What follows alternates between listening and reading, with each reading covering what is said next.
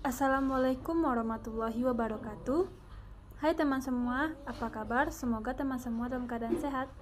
Perkenalkan, saya Atifah Mardhatila dengan NIM 22002080 dari Departemen Administrasi Pendidikan Fakultas Ilmu Pendidikan Universitas Negeri Padang. Baiklah, pada video kali ini Atifah akan menjelaskan sebuah materi dari mata kuliah Kepemimpinan Pendidikan dengan dosen pengampu Bapak Dr. Hanif Al-Qadri, yaitu materinya mengenai kiat dan cara mempengaruhi anggota. Bagaimana sih taktik atau cara mempengaruhi semua anggota agar mau melakukan apa yang dilakukan atau apa yang disuruh oleh pimpinan? Kepemimpinan itu sendiri adalah kemampuan seseorang ketika menjadi seorang pemimpin untuk mempengaruhi siapapun yang ada di lingkungan yang kita pimpin agar mau melakukan atau agar mau bekerja secara optimal demi mencapai tujuan lembaga yang diinginkan pimpinan. Nah, sekarang secara teknis kita akan melihat bagaimana sih cara dalam mempengaruhi para anggota agar mau melaksanakan apa yang diinginkan oleh pimpinan.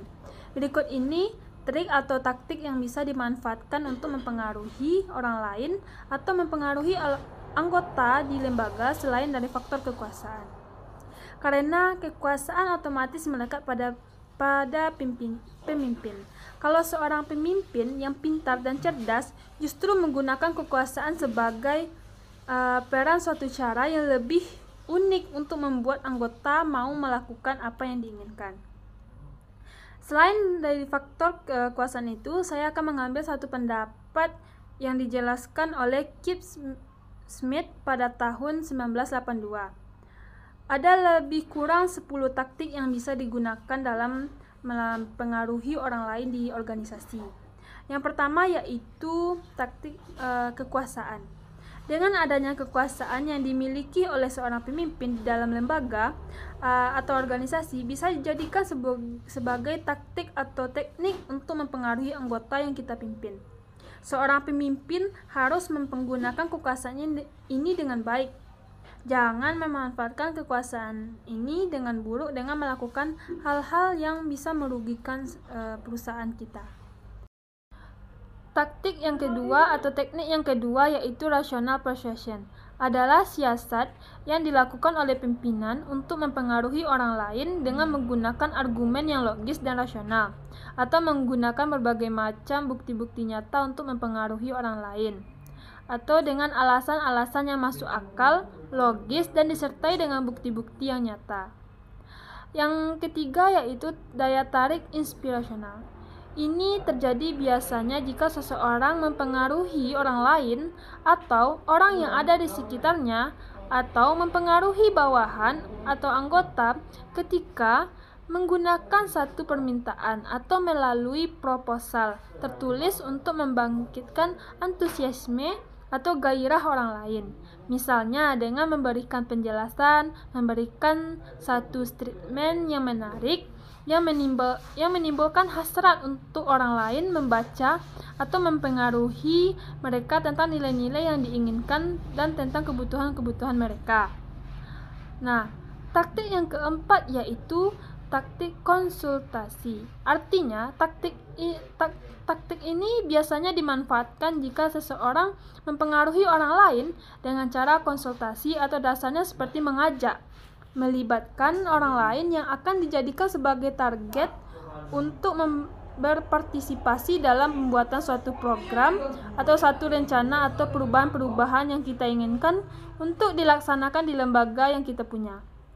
Nah, taktik yang kelima yaitu menurut Smith adalah ingradation, yaitu satu konteks di mana kita boleh mengucapkan kata-kata manis, rayuan, atau sesuatu taktik di mana seorang pemimpin berusaha untuk membuat senang hati dan tentram target atau personnya atau anggota sebelum mengajukan permintaan yang sebenarnya.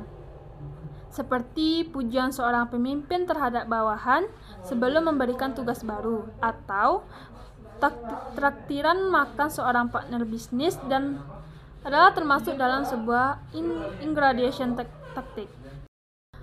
Taktik yang keenam yaitu daya tarik pribadi. Ini terjadi ketika seseorang mempengaruhi orang lain atau memintanya melakukan sesuatu karena merupakan temankah, atau karena dianggap royal, atau karena ada sesuatu dalam dirinya sehingga seseorang sulit untuk menolak. Ini juga dapat dimanfaatkan untuk mempengaruhi orang lain. Selanjutnya yaitu taktik yang ketujuh, yaitu pertukaran. Pertukaran di sini artinya adalah seseorang mempengaruhi orang lain dengan cara memberikan hak atau pertukaran yang saling menguntungkan kepada orang lain. Artinya, ketika kita meminta orang menjadi target yang akan kita pengaruhi, kita juga harus memberikan imbalan atas kemauan yang mengikuti permintaan kita, jadi tidak untuk sendiri. Taktik yang kedelapan yaitu coalition atau koalisi.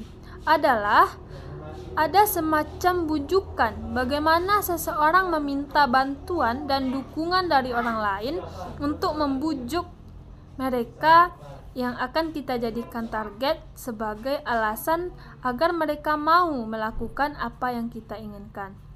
Khususnya orang-orang yang akan kita pimpin atau orang-orang yang menjadi target dan apa yang kita sampaikan. Nah, yang kesembilan yaitu taktik tekanan. Ini terjadi ketika seseorang atau leader mempengaruhi orang lain dengan menggunakan ancaman.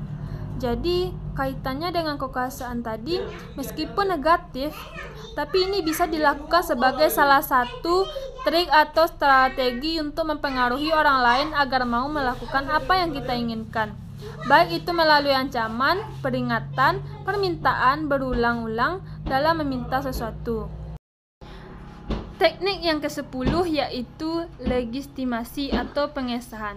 Konteks ini terjadi jika seseorang pemimpin mempengaruhi orang lain dengan menggunakan jabatannya atau kekuasaannya yang dimilikinya, atau dengan mengatakan bahwa satu permintaan adalah sesuai dengan kebijakan atau aturan organisasi. Nah, itulah 10 taktik atau teknik yang bisa digunakan oleh seorang pimpinan untuk mempengaruhi anggotanya di sebuah perusahaan atau organisasi. Taktik mempengaruhi orang lain yang paling efektif dilakukan oleh pimpinan seperti kasus yang ada di Cina Daratan biasanya menggunakan taktik rational persuasion, dan yang kedua taktik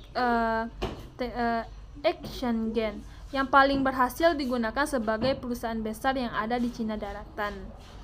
Nah, baiklah teman-teman, sekianlah penyampaian materi dari saya.